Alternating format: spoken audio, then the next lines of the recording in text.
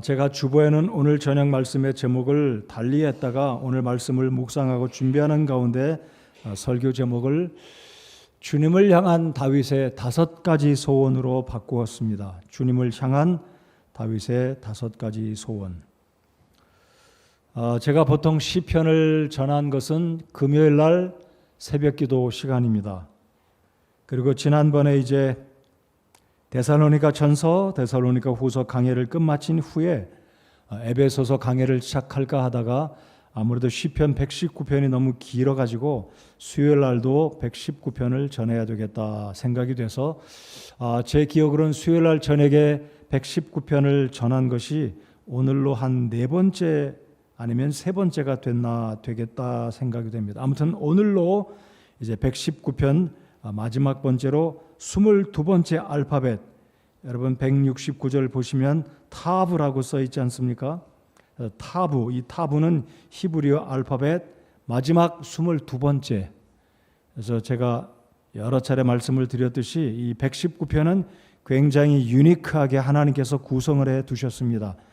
119편 176절을 8구절씩 정확하게 히브리어 알파벳을 따라 8구절씩 나누었더니 이렇게 22 곱하기 8절 하니까 176절로 정확하게 똑 떨어지는 하나님께서 참 어찌 보면 영어에서 표현하는 워드 플레이처럼 히브리어 알파벳 첫 글자로 매 연이 그 첫 글자, 첫 알파벳 글자를 따라 발음이 시작되는 굉장히 독특하게 구성을 해둔 시편입니다. 그래서 오늘은 이제 마지막으로 22번째 연, 그래서 타우로 시작되는 한글 발음으로는 티귿 발음, 그리고 영어로는 T 발음이 되겠습니다. 그래서 이제 오늘 119편 드디어 이제 끝마치게 되겠습니다. 그래서 이 119편을 끝마치면 제가 기도하고 준비하는 가운데는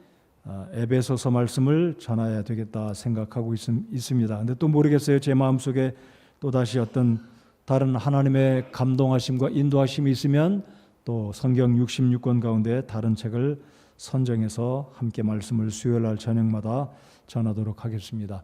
다음 주 수요일 날에는 우리 김기영 형제가 말씀을 전할 수 있도록 제가 안배를 해 두었습니다. 그래서 우리 사역자들, 특별히 신학생들도 말씀을 전할 수 있는 기회를 많이 이렇게 경험을 해서 하나님의 말씀을 잘 전할 수 있는 훈련과 준비가 되어지는 우리 교회 일꾼들이 되기를 바랍니다. 자, 이제 119편 말씀, 주님을 향한 다윗이 마음속에 품은 5가지 소원, 이런 제목으로 말씀을 나누겠습니다. 여러분, 우리가 어떤 소설을 읽든 어떤 영화를 보든 연속극을 마지막 편을 보든 맨 마지막이 정말로 의미 있게, 재미있게, 행복하게 끝마친다면 영화를 보는 사람들 또는 연속극을 보는 시청자들, 소설책을 읽는 그 각 사람들의 마음이 후련하고 편하고 즐겁게 마무리 짓지 않을까 생각합니다.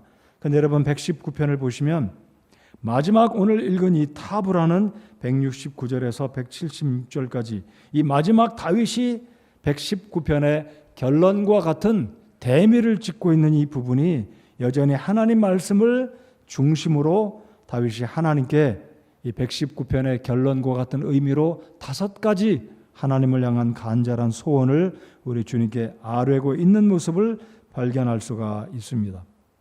자, 그러면 다윗이 이 5가지 하나님께 아뢰는 그의 소원, 그 당시에 다윗이 당면한 이 상황은 어떠한 것이었습니까? 우리가 119편을 살펴볼 때 이미 여러 차례 말씀을 드렸습니다. 다윗은 구체적으로 육하 원칙에 의해서 누구 때문에 어려움을 겪고 있고 어디에서 환난과 고난을 겪고 있는지 언급은 하고 있지 않지만 오늘 읽은 본문에서도 다윗은 분명히 어려움 가운데 있구나라는 것을 우리가 발견할 수가 있습니다. 예를 들면 169절 한번 보실까요? 나의 부르짖음이 주 앞에 가까이 이르게 하시고, 그러니까 지금 다윗은 부르짖음이란 곤공한 지경, 어려운 환경에 처했기 때문에 하나님께 간절히 지금 도움을 구하고 있구나라는 것을 우리가 유추해낼 수 있다는 것입니다. 그리고 마지막 절을 또 한번 보실까요? 176절. 내가 잃어버린 양같이 길을 잃었사오니 지금 다윗은 어려움 가운데 있구나. 동서남북 방향을 잃어버렸다기보다는 곤궁한 지경에 우리 하나님께서 다윗을 이끌어 가셔야만 하는 어려운 환경에 처했다라는 것을 우리가 알 수 있다는 것이죠. 아마 여러분의 인생 가운데 때때로 이런 환경을 아마 이런 시편 23편의 다윗이 고백했던 것처럼 사망의 음침한 골짜기를 다닐지라도 라고 고백했던 것처럼 아마 여러분의 생애 가운데는 곤궁에 처했을 때가 있을 것입니다. 건강의 문제로, 또 물질의 문제로, 사업의 문제로, 자녀의 문제로, 부모의 문제로, 부부간의 문제로 정말로 곤궁에 처한, 그래서 다윗이 오늘 하나님께 아뢰는 5가지 소원, 그리고 이 본문을 통해서 우리가 확신할 수 있는 것은 하나님은 다윗의 그 기도들을, 다윗의 소원들을 응답해 주시고 건져 주셨구나라는 것을 오늘 본문 마지막 22번째 이 문단을 통해서 확신할 수 있겠습니다. 그래서 우리도, 저와 여러분도 우리가 이 세상을 살아갈 때, 어려움에 처할 때 이 다윗처럼 하나님이 우리를 늘 떠나지 아니하시고 우리 아버지가 되시기 때문에 우리 하나님께 우리 마음속의 소원들을 아뢰어서 응답받는 복을 경험하는 저와 여러분 모두가 되시기를 바랍니다. 자, 그러면 첫 번째로 다윗이 하나님께 그의 소원을 아뢰는 것 가운데 첫 번째 소원은 169절을 우리 다 같이 한번 읽어보겠습니다. 169절 시작. 오 주여, 나의 부르짖음이 주 앞에 가까이 이르게 하시고 주의 말씀에 따라 내게 명철을 주소서. 자, 다윗의 첫 번째 하나님을 향한 소원이 무엇입니까? 나의 부르짖음이 주 앞에 가까이 이르게 하시고, 즉 환원하면 하나님 내 기도가 응답되게 해 주십시오. 나의 부르짖음, 내 기도가 하나님의 귓전에, 하나님의 보좌에 상달되게 해 주시기를 다윗은 기도하고 있다는 것입니다. 제가 지난주에 말씀을 전할 때 구원받은 성도의 고린도 후서 13장 5절을 근거로 너의 구원을 확증하라, 너의 구원을 입증하라 라는 제목으로 말씀을 전할 때 내적인 증거 5가지, 외적인 증거 5가지, 그래서 내적인 증거 가운데 5번째가 하나님께 기도하고 싶은 마음이 생기고, 그리고 우리의 기도가 응답될 때 나는 구원받은 하나님의 성도다라는 것을 알 수 있는 입증의 내적인 증거 5번째라고 말씀을 드렸습니다. 여러분, 기도할 때 응답받는 것 굉장한 축복이라고 믿으십니까? 여러분, 우리의 기도가 하나님께 이런 기도 저런 기도 드릴 때 만약에 응답이 지체된다든지 아니면 하나님께 예스를 기대하고 기도를 드렸는데 결과는 노로 응답이 나타났어요. 여러분 알고 계시죠? 기도의 응답은 yes, no, wait. 그럴게, 응답해 줄게, 더 기다려라, 안 된다. 3가지 응답이 있습니다. 자, 그러니까 하나님께 기도를 드렸는데 엉뚱하게 기도 응답이 반대로 나온 것도 응답입니다. 여러분 그렇게 믿으십니까? 그것도 우리가 받아들여야 됩니다. 그것도 응답입니다. 예스를 구했는데 하나님이 노로 응답해 주신 것도 응답입니다. 자, 그렇지만 우리가 구할 때 우리가 필요한 것, 원하는 것, 그것이 어느 분야든 간에 교회를 위하든 다른 사람을 위하든 아니면 나 자신을 위해서든 아니면 우리 가족을 위해서든 기도를 드렸을 때 응답이 되었다. 얼마나 기쁘고 감사한 일입니까? 저는 저를 포함해서 우리 성도 여러분들의 기도가, 오늘도 제가 우리 성도님들의 병을 위해서, 건강을 위해서 중보 기도를 부탁을 드렸는데 우리의 기도가 응답된다면 얼마나 기쁘고 감사하고 신이 나겠습니까?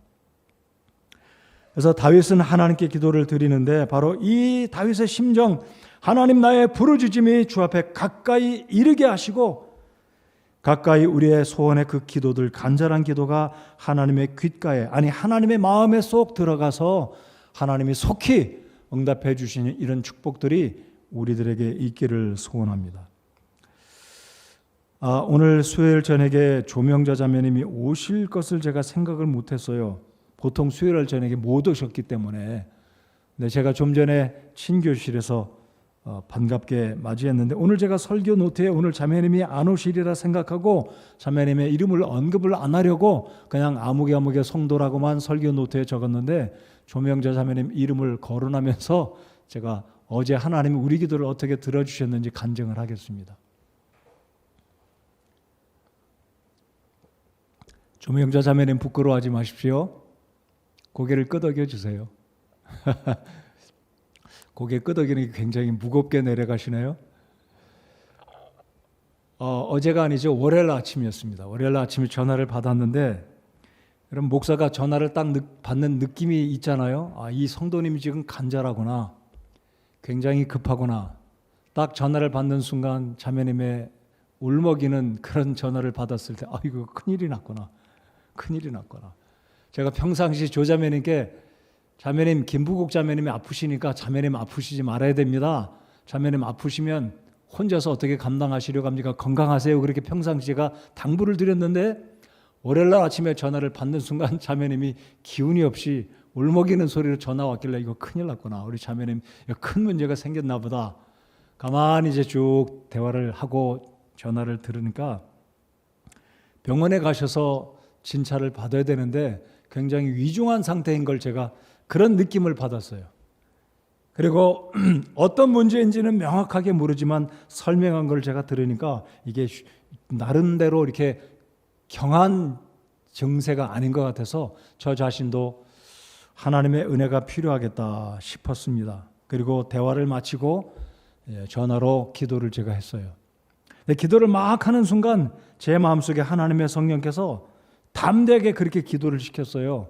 갈 때도 감사한 마음으로 가게 해주시고 병원에서 진찰을 마치고 나올 때도 감사한 마음으로 나올 수 있게 해주시고 그렇게 해줄 것을 믿습니다. 그렇게 기도를 했어요. 그리고 이제 하루 낮이 다 지나고 저녁 때가 됐는데 전화가 왔어요. 제가 스피커폰으로 전화를 이제 받는데 제 아내도 들으라고 제가 그랬어요. 근데 목소리가 아침이랑 영 딴판이었습니다. 어떤 딴판이었습니까? 밝은 목소리로 전화가 온 거예요. 살아난 목소리로 전화가 온 거라서 야 옳다. 이 자매님이 이게 굉장한 고통의 어떤 중환병이 아니라 살병이구나. 제가 이렇게 표현한 거 용서해 주세요. 들어보니까 자매님 뭐라고 그러시냐면 큰 문제가 아니라 난치성 지금 제가 기도 부탁드린 것처럼 난치성이 귀의 어떤 문제로 죽을 병이 아니잖아요. 암이 아니잖아요. 어디를 수술해 잘라내고 이런 게 아니잖아요. 물론 돌발성 난치도 이게 쉽고 쉬운 건 아니지만 그래도 저도 여러 가지 힘든 병을 겪어봤지 않습니까? 하나님께 감사를 드렸어요. 야 우리 하나님이 우리들의 기도를 들으시는구나. 아멘. 그래서 우리가 기도를 드릴 때 믿음으로 기도드려야 되겠다. 여러분 다윗이 지금 하나님께 5가지 소원을 아뢰고 있는데 오 주여 나의 부르짖음이 주 앞에 가까이 이르게 하시고 다윗의 심정이 어떠했겠습니까? 하나님 들어주시려면 들어주시고 말려면 마십시오. 하나님 들어주시려면 제가 그냥 감사드리고 안 들어주셔도 좋습니다. 이게 아니잖아요. 다윗은 간절히 믿음으로 정말로 간절히 하나님께 기도했다라고 저는 믿습니다.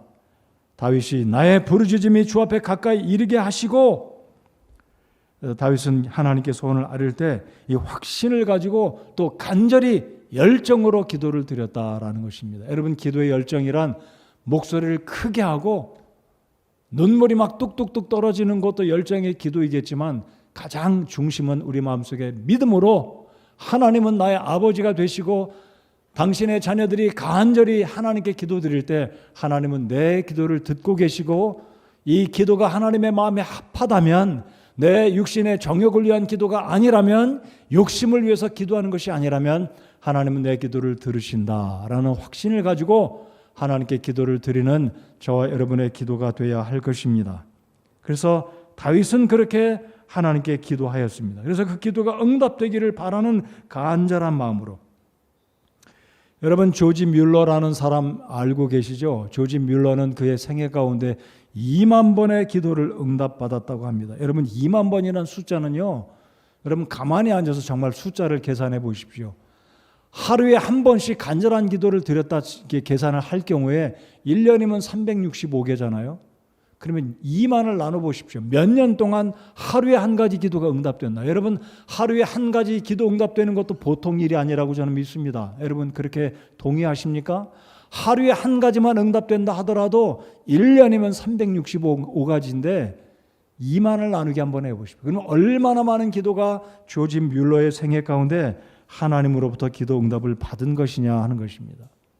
여러분, 우리의 삶 가운데 얼마나 많은 기도 제목들이 있습니까? 나를 위한 기도 제목들, 우리의 다른 성도들 위한 기도 제목들, 우리 나라와 민족을 위해서, 그리고 우리 교회 성도들 필요들을 위해서 얼마나 많은 기도가 하나님께 드려지고 있습니까? 그래서 다윗은 자신의 기도가 응답되어지기를 하나님께 첫 구절에서 이 시편 119편을 마무리 지으면서 결론과 같은 그 끝부분에 하나님께 자신의 기도가 하나님께 소원으로 지금 드려지고 있다는 사실입니다.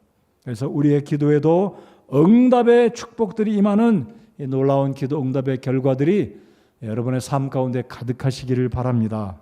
두 번째, 다윗이 하나님께 아뢰는 소원은 1절에 들어있습니다. 1절 하반절에 보시면, 자, 나의 부르짖음이 주 앞에 가까이 이르게 하시고, 그 다음에 또 다른 주제로 넘어가지 않습니까? 두 번째 다윗의 하나님을 향한 소원이 무엇입니까? 주의 말씀에 따라 내게 명철을 주소서. 명철, wisdom, 하나님의 지혜, 하나님의 명철을 이제 두 번째로 다윗이 간구하고 있습니다.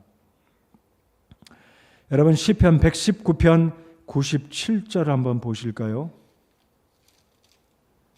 97절을 보시면 한 장을 넘기시면 히브리어 알파벳 13번째 M으로 시작되는 맴, 이 맴은 마치 사과같이 생겼습니다. 사과 꼭지가 이렇게 튀어나온 것처럼 맴이라는 이 13번째 연, 여기에서는 이 다윗이 하나님께 명철을 간구하는데, 명철을 얻게 되면 어떤 결과가 있다고 이야기합니까?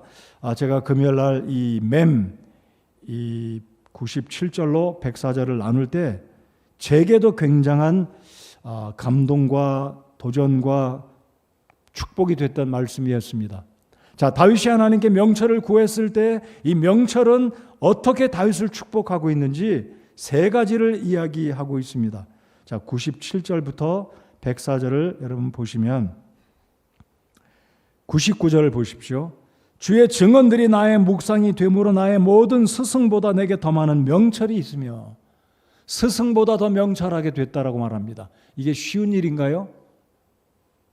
여러분, 제자가 아무리 갈고 닦고 정말 뛰어난, 정말 아웃스탠딩한, 정말 탁월한 사람이 아니면 스승을 뛰어넘기가 쉽지 않습니다. 오늘 이 시대도 그렇습니다. 자, 그런데 다윗은 하나님께 명철을 구했을 때 스승보다 더 많은 명철이 내게 있다라고 이야기합니다. 98절 다 같이 한번 읽겠습니다. 98절 시작. 주의 명령들이 항상 나와 함께하므로 주께서 그것들을 통해 나를 내 원수들보다 지혜롭게 하셨나이다. 원수들보다 더 지혜롭게 됐다 그랬습니다. 여러분, 일반적인 논리로 말씀을 드립니다. 누군가를 해코지하고 누군가를 사기를 쳐서 금전의 이익을 누리려고 하는 못된 사람들은요, 머리가 보통이 아닙니다. 여러분, 사기꾼들이 보통 어리숙해서 다른 사람을 사기치는 게 아니라 속된 표현으로 남을 등쳐먹는다고 하잖아요. 이 사람들은 머리가 보통이 아니에요. 근데 다윗은 말씀합니다. 내가 하나님께서 그 명령들이 항상 나와 함께함으로 주께서 그것들을 통해, 하나님의 말씀을 통해 자신을, 다윗을 이 간교한 사람들보다, 원수들보다 더 지혜롭게 하셨다. 세 번째 100절을 보시겠습니다. 100절. 내가 주의 훈계들을 지킴으로 노인들보다 더 잘 깨닫나이다 그랬습니다. 104절 다 같이 읽겠습니다. 시작. 주의 훈계들을 통해 내가 명철을 얻음으로 모든 거짓된 길을 미워하나이다. 자, 104절 어떻게 지혜롭게, 어떻게 명철하게 되었다고 말합니까? 주의 훈계들을 통해, 말씀을 통해. 자, 여러분들, 노인들은 일반적으로 말씀드립니다. 노인들의 경험, 인생의 희로애락을 통과하면서 이 노인들은 굉장한 지혜와 지식이 있어요.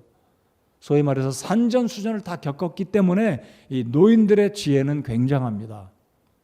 근데 일반적으로 젊은이들이 노인들의 지혜를 못 따라가요. 지식을 말하는 게 아닙니다.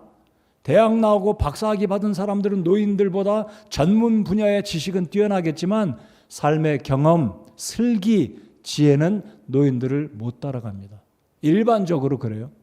자, 그런데 지금 다윗은 이 시편 119편을 쓸 때 그의 나이가 몇인지는 모르겠지만, 자, 보십시오. 노인들보다 더 잘 깨닫는다. 내가 주의 훈계들을 지킴으로 노인들보다 더 잘 깨닫는다라고 말합니다. 자, 그러니까 다시 119편으로 이 오늘 본문으로 돌아오셔서 다윗은 하나님께 기도한 것 가운데 두 번째 하나님께 소원을 아뢰는 것이 명철을 간구했다는 것입니다. 그래서 여러분들 정말 우리의 기도가 응답되는 것도 축복이겠지만 우리가 이 세상을 살아갈 때 명철한 사람, 지혜로운 사람이 될 수 있다는 것은 굉장한 축복입니다. 여러분, 오늘 이 시대에 우리가 필요한 지식은 유튜브를 통해서 컴퓨터, 인터넷을 통해 대부분의 필요한 지식들은 특별한 경우가 아니면 정말로 전문 분야, 최고의 전문 분야가 아니면은 인터넷을 통해 웬만한 지식들은 다 찾습니다. 우리가 필요들을 다 공급받아요. 그러나 지혜는 아무리 인터넷을 뒤져도 얻을 수가 없어요. 노인들에게 여쭈어야 됩니다.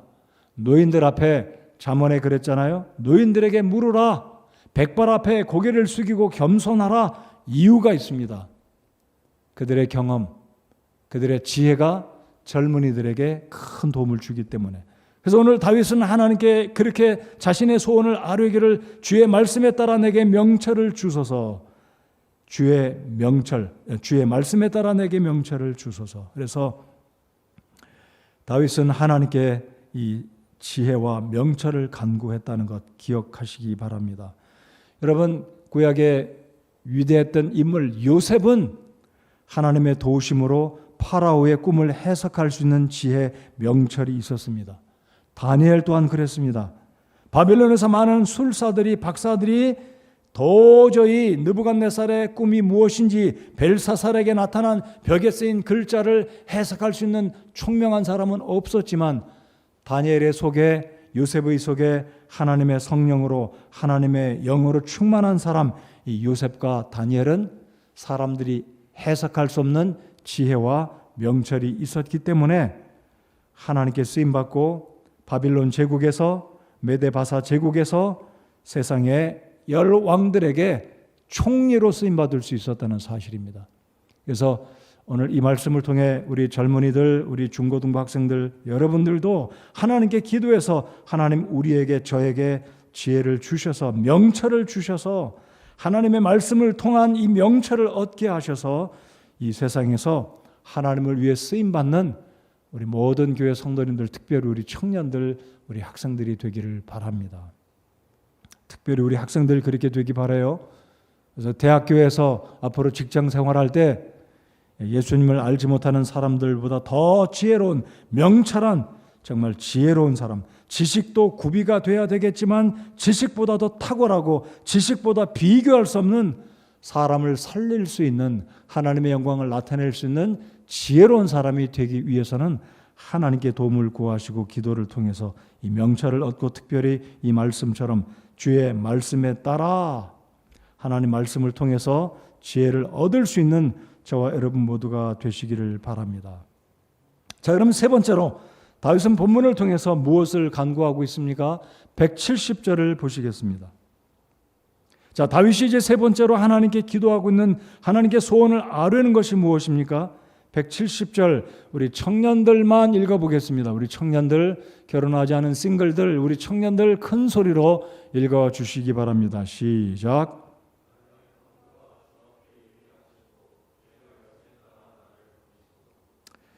자, 세 번째, 주의 말씀에 따라 나를 건지소서.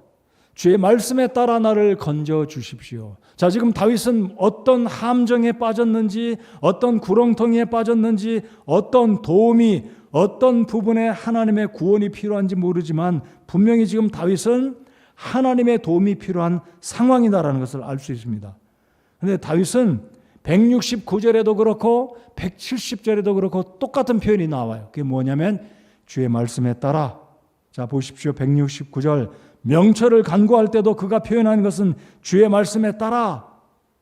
그 다음에 170절에 나를 건져 주시되 주의 말씀에 따라라고 기도하고 있고 하나님께 호소하고 있는 주의 말씀에 따라.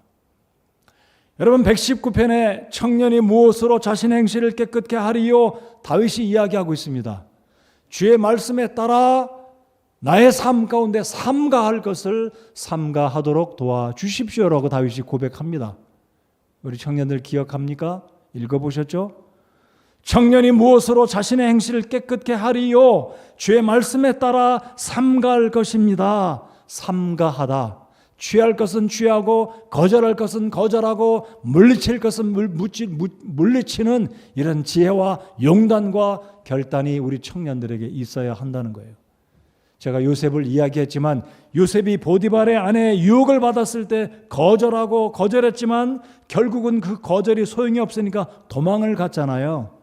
최고의 이성의 범죄로부터 우리 자신을 막는 것은 도망가는 거예요. Run away. 그 장소로부터, 그 사람으로부터, 그 환경으로부터 도망가는 거예요. 인터넷 화면으로부터 도망가는 겁니다. 어두운 밤길에 어두운 장소로부터, 음지에서부터 도망가는 거예요. 자, 지금 다윗은 그렇게 고백합니다. 주의 말씀에 따라 나를 건지소서. 지금 다윗은 구체적으로 어떤 위험에, 영적인 위험에 있는지 아니면 그의 어떤 피지컬한 어려운 여건에 있는지는 잘 모르지만 요는, 핵심은 하나님의 말씀에 따라 나를 건져주십시오. 그러므로 우리가 어떤 시험과 유혹에 빠졌을 때 우리 청년 여러분들, 성도 여러분들 기억하십시오. 하나님의 말씀에 따라 우리를 하나님께서 건져주신다는 것. 그럼 이게 무슨 의미겠습니까? 여러분, 우리가 저절로 어려움에 처했을 때 하나님이 딱 나타나셔서 몇 구절 딱 들려주시는 게 아니에요. 물론 구약시대는 그런 상황도 있었습니다. 물론 오늘 이 시대도 전혀 그렇지 않다라고 제가 말씀드리는 게 그렇지 않다고 말씀드리는 거 아니에요. 그러나 전제 조건이 있습니다. 하나님의 말씀에 따라 우리가 영적인 문제든 육신적인 문제든 어떤 환경이든 이성적인 범죄든 어떤 문제든지 내가 구원함을 받으려면 유혹으로부터 시험에서부터 건짐을 받으려면 내 생각 속에 내 마음 속에 축적된 하나님의 말씀이 있어야 된다는 거예요. 그래야 그 말씀이 생각나서 성령께서 그때 필요한 말씀이 딱 생각나서 그 말씀이 나로 하여금 붙들어 주시고 그 말씀이 생각나서 그 말씀의 인도함을 받는다. 이것이 바로 다윗이 이야기하는 주의 말씀에 따라 나를 건지소서입니다. 여러분이 평상시 하나님 말씀을 사모하지도 않고 마음속에 축적된 말씀도 없고 암송된 말씀도 없다면, 하나님 말씀을 멀리한다면 우리의 마음속에, 우리의 생각 속에 들어있는 것은 무엇이 가장 많겠습니까? 이성의 문제, 돈의 문제, 세상의 쾌락의 문제, 세상 사람들이 추구하는 문제로 가득 차 있다면, 영적인 시험에 문제에 빠졌을 때 하나님 말씀이 정확하게 그때마다 톡톡 튀어나와서 우리의 귓가에 들려오고 우리의 영혼에게 이 말씀이 우리를 상기시켜줘서 문제 가운데 우리를 구원해 줄 능력이 희박하다는 겁니다. 우리 청년들 무슨 의미인지 이해하시겠습니까? 따라서 해 주시기 바랍니다. 주의 말씀에 따라 나를 건지소서. 말씀을 늘 묵상하고 있어야 됩니다. 말씀을 마음속에 담아두어야 합니다. 말씀을 암송해야 됩니다. 그래서 이런 시험의 문제, 유혹의 문제가 있을 때마다 하나님 말씀이 생각나면 그 말씀이 나를 붙들어주고 그 말씀이 나를 인도하셔서 우리를 유혹과 시험에서부터 건져주시게 된다는 겁니다. 자, 그래서 고린도 전서 10장 13절에 이렇게 하나님 말씀하십니다. 사람에게 공통적으로 있는 시험 외에는 너희가 어떤 시험도 당하지 아니하였나니 하나님은 신실하사 너희가 감당할 수 있는 것 이상으로 시험 당하는 것을 너희에게 허락하지 아니하시고 또한 그 시험과 함께 피할 길을 내사 너희가 능히 그것을 감당하게 하시느니라. 능히 그것을 감당하게 하시느니라. 자, 능히 감당하게 하나님이 하시는 그 방법으로는 바로 말씀을 통해서 일하신다. 말씀을 통해서 우리를 인도하신다라는 것을 꼭 기억하십시오. 그래서 여러분들 날마다 말씀을 읽고 묵상할 필요, 그 큐티의 중요성이 축적된 하나님 말씀이 있어야 하나님 말씀에 따라 주께서 우리를 건져주시고 우리를 진리 가운데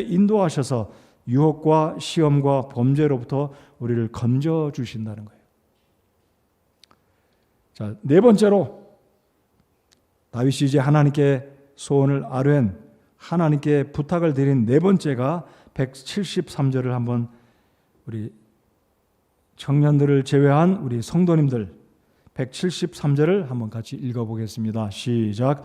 내가 주의 훈계들을 택하여 싸우니 주의 손이 나를 돕게 하소서. 주의 손이 나를 돕게 하소서. 주의 손. 자, 앞구절에서는 하나님의 말씀에 따라 나를 건져 주십시오. 그런데 이제 173절에서 다윗이 하나님께 아뢰는 네 번째 하나님께 말씀드린 소원, 주님의 손이 나를 돕게 해 주십시오. 구원의 측면에, 하나님의 도우심의 측면에 동일한 문제죠. 근데 이번에는 하나님 말씀에 따라가 아니라 주의 손이 나를 돕게 하소서. 자, 성경에 보면 하나님의 손이 함께 했다는 표현들이 신약과 구약에 종종 등장합니다. 하나님의 손이 도우셨다.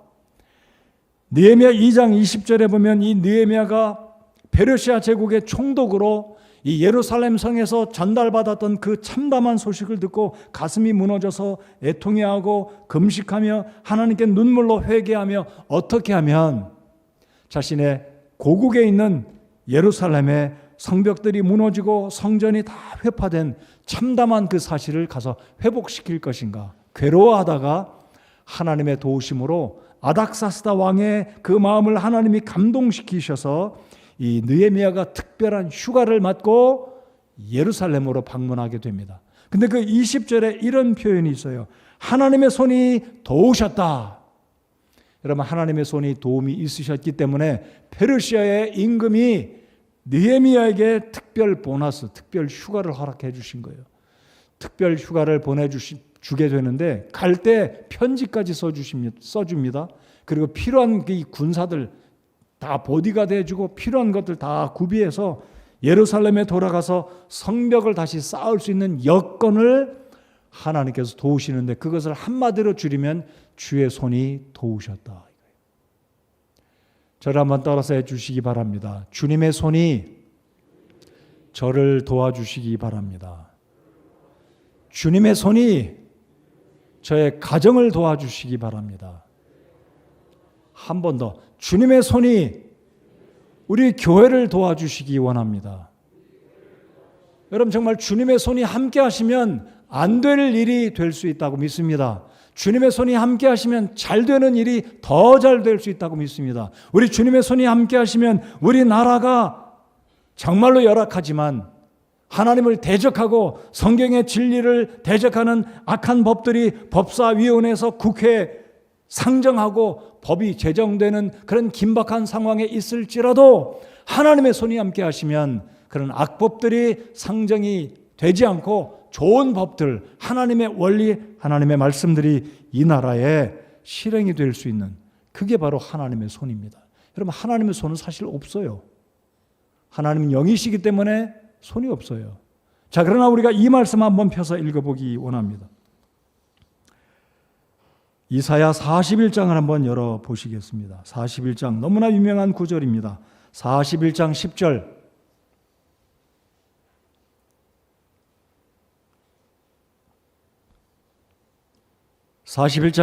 다 같이 읽겠습니다. 시작. 너는 두려워하지 말라. 내가 너와 함께하느니라. 놀라지 말라. 나는 내 하나님이니라. 내가 너를 강하게 하리라. 참으로 내가 너를 도와주리라. 참으로 내가 내 의의 오른손으로 너를 떠받쳐 주리라. 아마 우리 가운데 왼손잡이는 오른손보다 왼손이 더 힘이 셀 겁니다. 일반적으로 오른손잡이는 오른손을 잘 쓰니까 능숙하고 힘이 셉니다. 자, 이 의미는 하나님이 내 의의 오른손으로 너를 떠받쳐 주리라. 이 의미는 인간적인 표현입니다.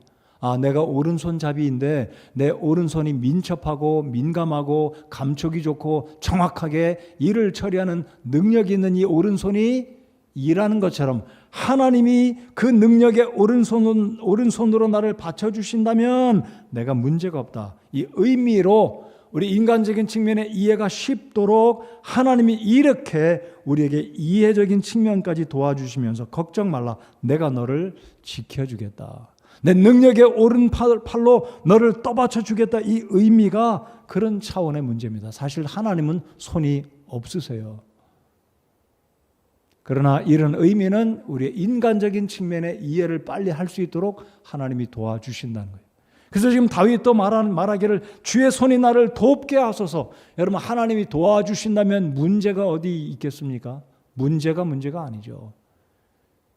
건강의 문제, 사업의 문제, 결혼의 문제, 취업의 문제, 인생에 꼬여있는 문제들 하나님의 손이 함께하면 금세 일시에 해결될 줄 믿습니다. 우리에게 이런 은혜가 있기를 바랍니다. 그래서 다윗이 하나님께 아뢰었던 이런 5가지 소원들 가운데 바로 이런 4번째, 하나님의 손이 나를 좀 도와주십시오. 여러분, 가정의 문제, 직장의 문제, 학업의 문제, 취업의 문제, 여러분의 인생 가운데 지금 하나님의 도우심이 필요한 문제가 있다면 하나님께 그렇게 기도하세요. 하나님, 주님의 손이 저를 좀 도와주십시오. 하나님, 제가 좀 죽게 생겼습니다. 하나님만이 해결하실 수 있습니다. 라고 하나님께 간절히 이런 구절들을 인용하면서 주님 말씀하시지 않았습니까? 주의 손이 나를 돕게 하소서라고 이야기하고 있는데 하나님 이 말씀을 적어주시지 않았습니까? 이사야 41장 10절에 하나님 내 오른손으로 내가 너를 떠받쳐 주겠다고 말씀하지 않았습니까? 저를 좀 도와주십시오. 주님의 능력의 손으로 저를 도와주셔서 이 문제에서 저를 좀 벗어나게 해 주십시오라고 이 구절을 하나님께 언급해 드리면서 기도하면 우리 하나님이 더 감동받으시고 응답해 주시리라고 믿습니다. 시편 50편 15절을 우리 같이 한번 읽어보겠습니다. 시 50편 15절.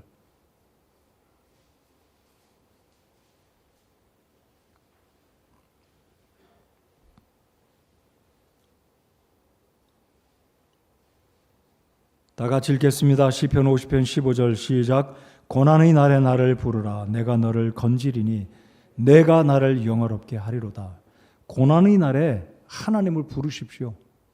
하나님 주의 손으로 저를 건져주십시오. 제 아내, 제 남편 도와주세요. 제 아들, 딸들 하나님 저희 가정의 문제, 하나님 우리 교회의 문제 좀 도와주십시오라고 기도하시기 바랍니다.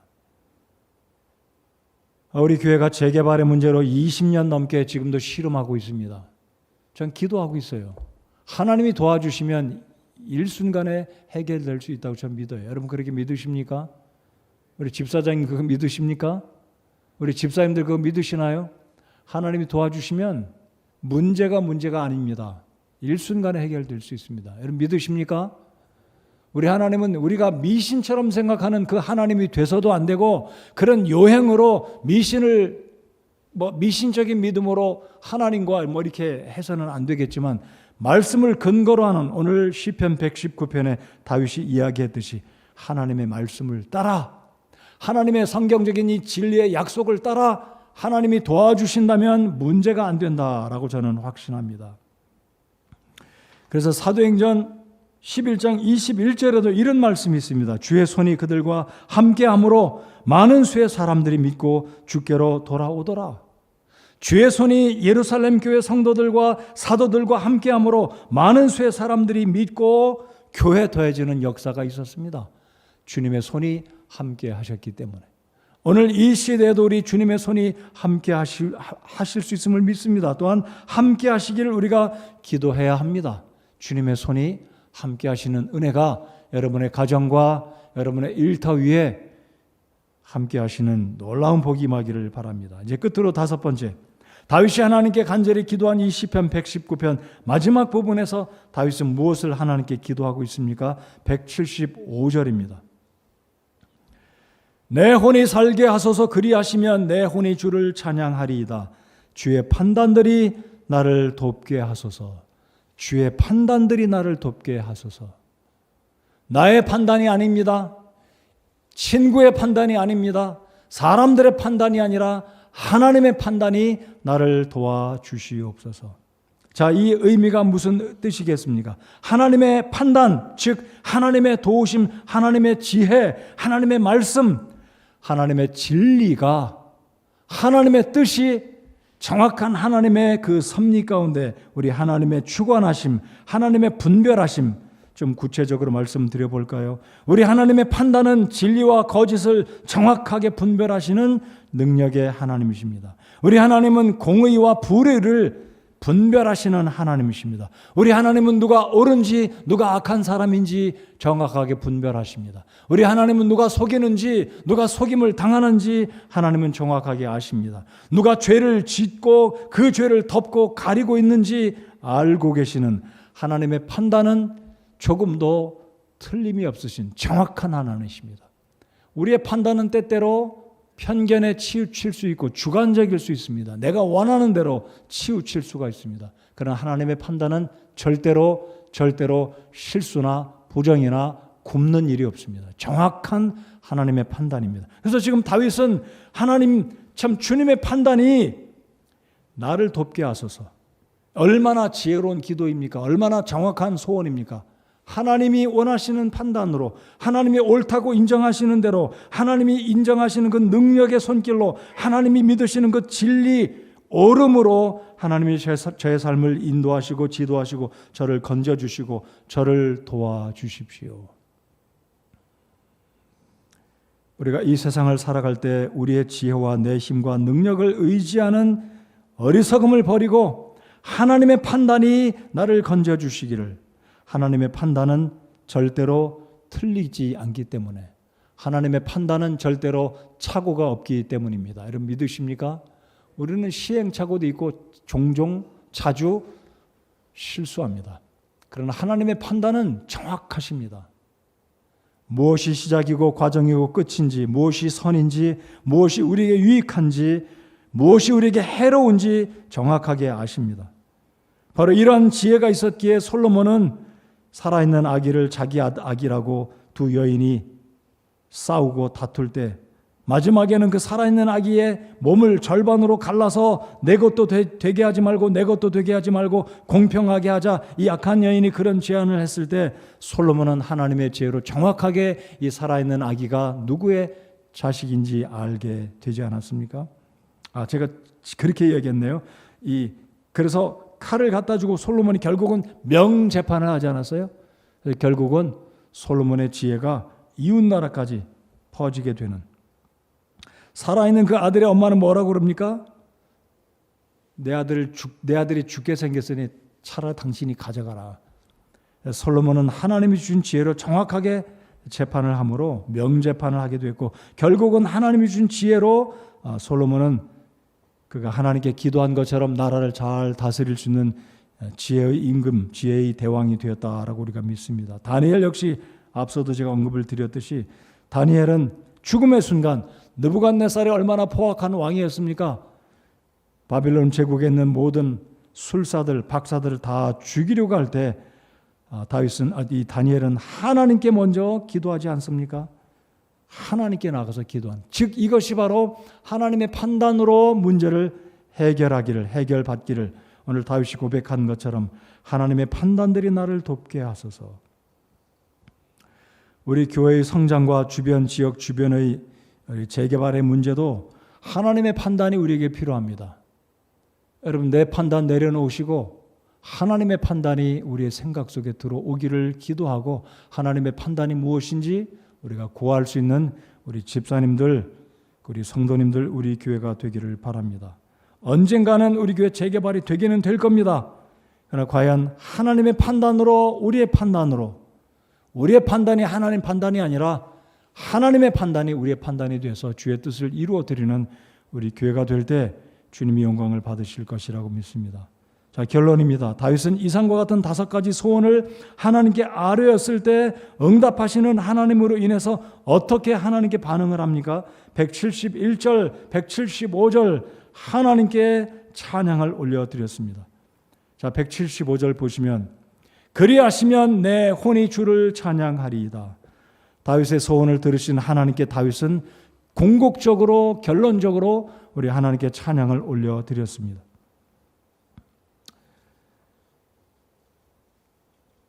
다윗은 자신의 힘을 의지하지 않고 결론적으로 119편 마지막 끝 이 문단에서 하나님께 5가지 소원을 아뢰며 그 소원을 들어주시는 하나님께 경배와 찬양과 영광을 올려드렸습니다.